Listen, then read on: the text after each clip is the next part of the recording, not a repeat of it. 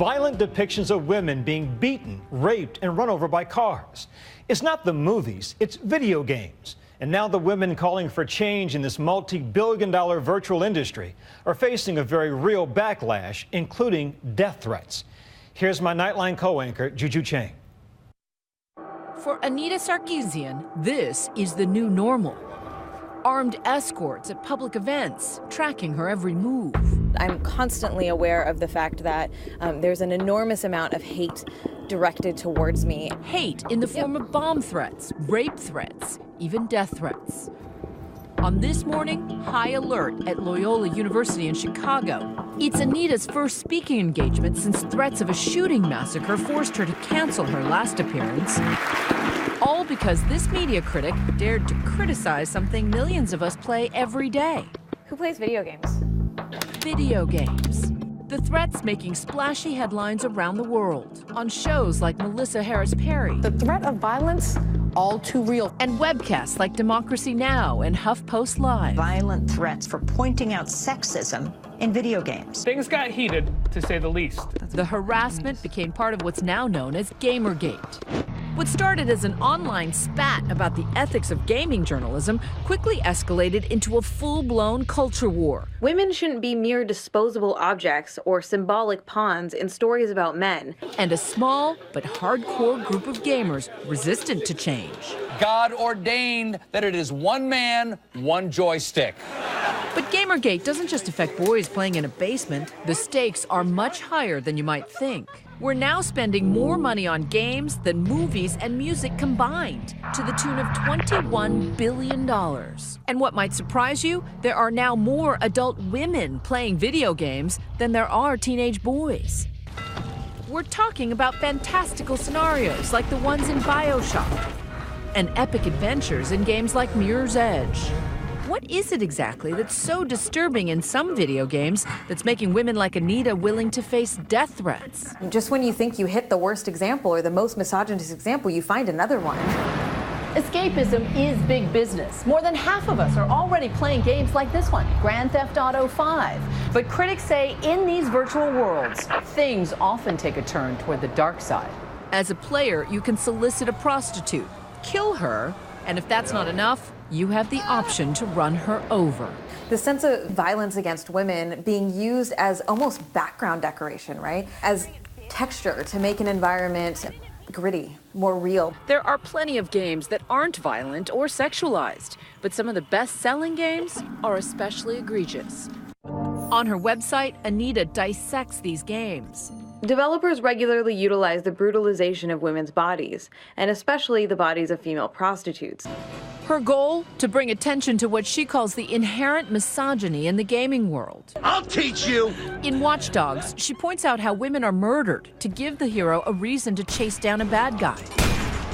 It gets worse and worse. It reinforces this idea of women as sexual objects, right? It reinforces this idea of women as playthings for their amusement. And it's this kind of talk that makes her a target.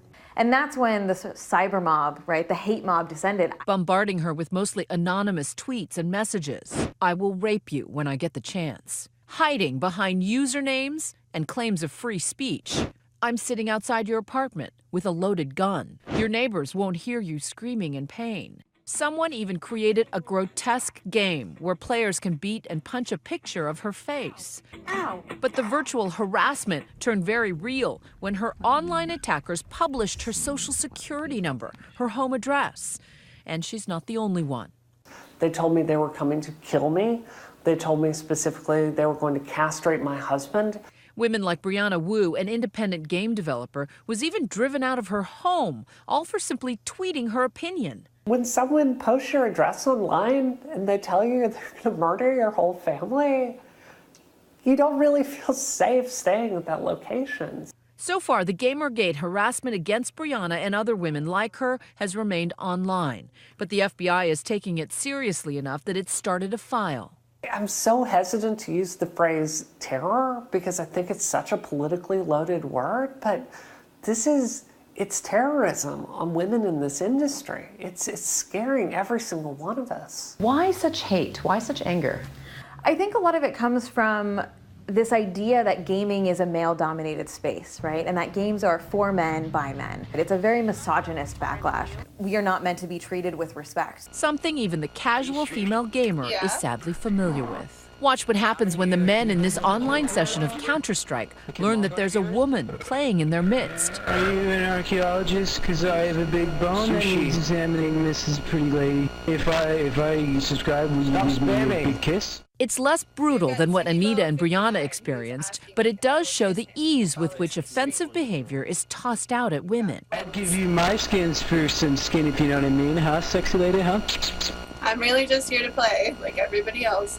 But she's not treated like everyone else, which is at the heart of Gamergate. Media critics argue women like Stephanie need to stop being abused as players in the real world and as avatars in the virtual world. And given that women make up nearly half of this country's gamers, this isn't a feminist issue, it's just smart business. The demographics should be a huge wake-up call to executives at gaming companies, because there is a huge amount of money to be made out of taking women seriously, and out of demonstrating to women that you are taking them seriously. We've reached out for comment multiple times to Rockstar Games, Ubisoft, the companies behind these games, to ask about the way women are portrayed.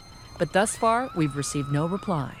And yet there are some signs of change in the gaming community. It's just time to just realize things from a different perspective. It's time to see, how would someone else, how would a woman look at this? More and more developers like Tim Schafer are seeing the need for more women programmers and more girl-friendly games, like Broken Age. I better go find that knife. I mean, once you sat down and tried to play the game with your daughter and tried to find games where she can play a character that she identifies with, you start to feel bad about not putting that option in your own games. Even Lara Croft, the famous Tomb Raider, got a makeover. More clothes, less curves. I remember playing Tomb Raider Guardian of the Light, and it was produced by a woman, and it was like a really good game. The game did well, so we're going to see more of that. The majority of gamers, like Chris Scott, manager of 8-Bit and Up, condemn Gamergate's threats of violence. Which way is he? Which way is he? But he's not alone in believing critics like Anita exaggerate the problem. She's trying to capitalize on controversy. He also says the gaming world on the whole shouldn't be judged by a few extreme examples. Okay, when people complain about games like Assassin's Creed, Grand Theft Auto, Call of Duty or whatever, it's similar to complaining about hip-hop and rap music today, saying, well, it's violent. That's not what hip-hop is about. You can't judge gaming by what's selling. You have to really get into the medium to understand it before you start saying, well, this is what gaming is about. Scott suggests at the end of the day, they're just games. I know in the real world there are strong women that don't need to be saved. How do you respond to critics who say, well, this is fantasy, this is not reality, you have to lighten up? Yeah, that's a fun argument. Games have a huge impact on our society, so it's not just fantasy. It actually works to potentially reinforce some pretty harmful messages about women.